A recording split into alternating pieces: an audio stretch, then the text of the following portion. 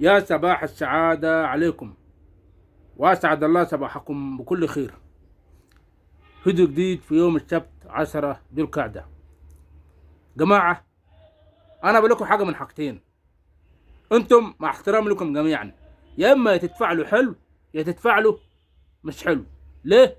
عشان شايفين إن شخص ناجح بيقدم محتوى وبيتعب وبيقدم نصايح وحاجات مفيدة، وفي الآخر لما أقول تفاعلوا حلو، لأ، تلاقي اللي يتفاعل العكس، اللي يستهبل. يا أخي اعمل اللي عليك، اعمل اللي عليك عشان ربنا يبارك لك.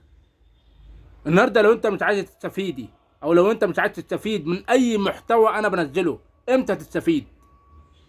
امتى تستفيدوا؟ امتى؟ احنا ما شاء الله بقينا اساتذه في الرياضه، وبقينا اساتذه بسم الله ما شاء الله في كل حاجه. حتى بقينا بنقدم محتوى. اللي مش عايز اللي ما يعرفوش لازم يعرفوا. انا عارف ان كل الناس عارفين، لكن في بعض الناس ما يعرفوش. لما انا النهارده اتكلم عن الرياضه والتخسيس وحرق الدهون، ولما اجي اقول ان انا اول مره في حياتكم تسمعوا عن حاجه اسمها محفز رياضي، وانا سالت بعض الشباب، مفيش حاجه النهارده اسمها محفز رياضي. كل النهارده بيحفز نفسه. دي نعمه ودي ميزه من عند ربنا سبحانه وتعالى ان انا ابقى محفز رياضي. يقول لك واحد مريض في التعليقات يقول لك ايه؟ حفز نفسك انت يا كابتن عزوز، حفز نفسك. الحمد لله مش محتاج تحفيز من حد. ده انا يعني مع احترامي الكلمه انا ابو التحفيز الرياضي. انا بفضل ربنا ابو التحفيز الرياضي. فما تجيش انت هتقول لي حفز نفسك، انا مش محتاج حد يحفزني. انا بقول ان انا الكابتن عجوز المحفز الرياضي. اللي عايز يبقى معايا يا جماعه في التحفيز اهلا وسهلا، واللي مش عايز يبقى معايا بكل ادب واحترام بالسلامه. وبعدين كل واحد له حدود في الكلام. عندك كلمه حلوه اقولها، ما عندكش كلمه حلوه ما تقولهاش. فانت مفروض لما انت مره من المرات لما تلاقي الكسل يجي عليك او يسيطر عليك، غصب عنك هتلاقي اللي عايز اللي يحفزك وعايز اللي يشجعك على الرياضه. تقول كابتن عزوز كلامه صح. ونحمد ربنا ان في محفز رياضي النهارده مفيش اصلا تحفيز رياضي ولا في تحفيز حاجه حتى. يعني مع احترامي النهارده مفيش حاجه اسمها تحفيز رياضي. انت ممكن تسمع موسيقى تحفيزيه او تحفز وتشيل، لكن الحمد لله انا ابو التحفيز الرياضي. وانا قسما بالله العلي العظيم ان انا فعلا بحفز الناس. انا بحفز نفسي اولا وبحفز غيري. بحفز اللي انا عارفهم فقط، اللي انا مش عارفهم مش بحفزهم، لانه لسه في ناس مش واخدين عليا في التحفيز الرياضي، لكن ده واجب عليا في مجال الرياضه. خلينا في المهم. فاتمنى يعني ان احنا نحسن من كلامنا، وبلاش نستخدم الاساليب اللي هي مش مظبوطه دي. عندك كلمه حلوه تطلعها من قلبك قولها، ما عندكش كلمه حلوه قل خيرا او اخرس اسكت. عشان ربنا ما بعتلكش شخص ينكد عليك ويشد لك نفسيتك. احمد ربنا ان انت شايف واحد زي كابتن عزوز او واحد زي عزوز شخص كويس وشخص ناجح. إيه اللي خليك تيجي تسيطر عليا وتقول لي كلام يحبطني او كلام يحتم او كلام يجرح او كلام يكسر؟ ما انت اللي في الاول وفي الاخر هتخش في الفيديوهات او هتخش في اليوتيوب. من الطبيعي كل واحد عايز يخش على اليوتيوب هيستفيد. اللي عايز مثلا يكتب رياضه مش عارف عن ايه، اللي عايز يدخل مثلا تمرين مش عارف ايه، من الطبيعي هتلاقيني انا في رياضه. ليه؟ لان انا شخص ناجح عارف انا بتكلم في ايه، الصح ايه والغلط ايه. فاتمنى ان احنا نتكلم باسلوب احسن من كده، نتكلم باسلوب مظبوط عشان ربنا يرضى علينا. شغل الاستهبال وشغل الهبل والعبط في التعليقات ده بلاش منه يا جماعه. تمام؟ خليكم كويسين في الكلام. رد حلو هرد عليك حلو، هترد باسلوب مش كويس هرد عليك مش كويس، او ممكن ما اردش او ممكن اعمل لك بلوك. فطالما انا شخص كويس وزي ما انا حلو معاكم خليكم حلوين معايا. غير كده انا مش عايز حاجه من حد. كل شخص له حدوده. خلينا في المهم. كلمه شكرا.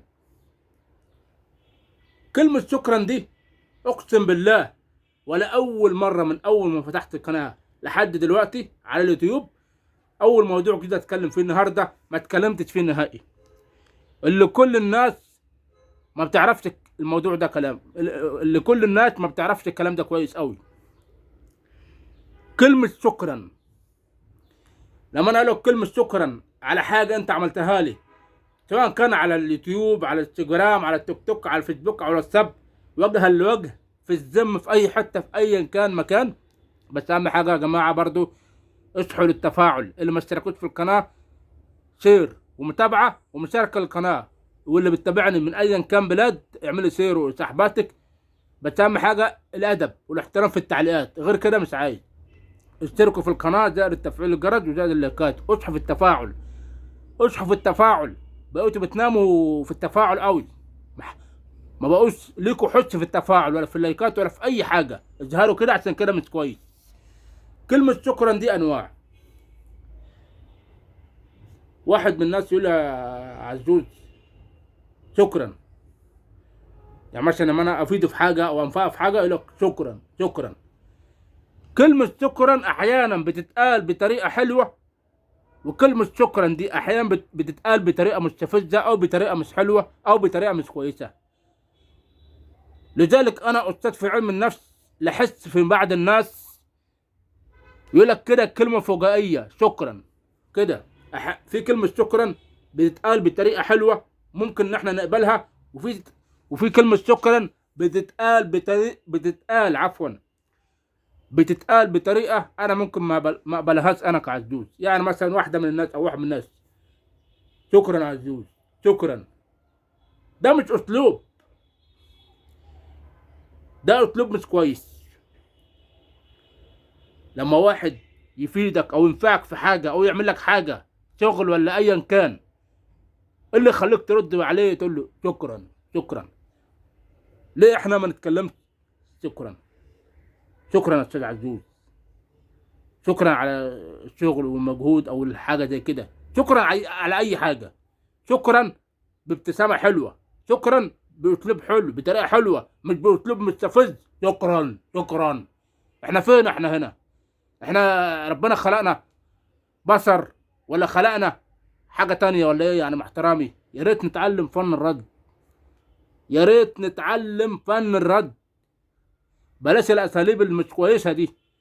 وعلى فكره اللي خلاني اعمل فيديو مخصوص عن كده، لان فعلا في كلمه شكرا بتتقال بطريقه مش حلوه. وعلى فكره لو انتوا عمركم ما سمعتوش، لو انت اول مره تسمع الفيديو زي ده، ممكن انا اكون سبب في انك انت ولا انت تتغيروا، علشان اللي مش صاحي يصحى. فيا جماعه، لما واحد يعمل لك حاجه او يفيدك في حاجه، في شغل، في اي حاجه، وانت حبيت تقول له شكرا، قول له شكرا. شكرا باسلوب، بابتسامه كويسه، باسلوب كويس، باسلوب حلو، بابتسامه كويسه. مش بقول لك عكسه ولا زاوله، لا. يدل انت شخص متربي، شخص محترم. واحد يقول لك شكرا شكرا لما افيدك مثلا في تمرين، في رياضه، شكرا. يا راجل، ده اللي مش هينفعك النهارده هينفعك بعدين. اتقوا الله في اساليبكم، اتقوا الله في اساليبكم، في الاساليب بتاعتكم وفي طريقه الرد. علشان زي ما بتتعامل بالاسلوب ده، هيجي لك واحد تاني هيقول لك شكرا شكرا. والله الواحد يحمد ربنا على نعمه الاخلاق والادب والاحترام، وبفضل ربنا عشان انا راجل ناجح وشخص ناجح وكمان محبوب عند الناس. لما اغيب عن النادي او الزم، والله العظيم الزم بدونك يا كابتن عزوز ملوش طعم. ليه؟ عشان انا شخص كويس ومحبوب، بتعامل بهم باسلوب عسل واسلوب كويس وبابتسامه كويسه، مش باسلوب مستفز واسلوب مش كويس. فيا ريت نصحصح شويه. كلمه شكرا دي لو حبيت تقولها لشخص، قولها بطريقه كويسه، بطريقه مظبوطه، عشان ربنا يبارك لكم. شكرا شكرا. ايه احنا فين؟ احنا هنا. ده حتى اللي مزاجه مش رايق ما يتكلمش بالطريقه دي، حتى اللي نفسيته مش حلوه. المفروض حتى اللي بيخدمك او بينفعك في حاجه قول له شكرا باسلوب حلو، على الاقل حتى ياخد عنك فكره كويسه. فيا ريت نغير من طريقه الكلام شويه. وشكرا لكم.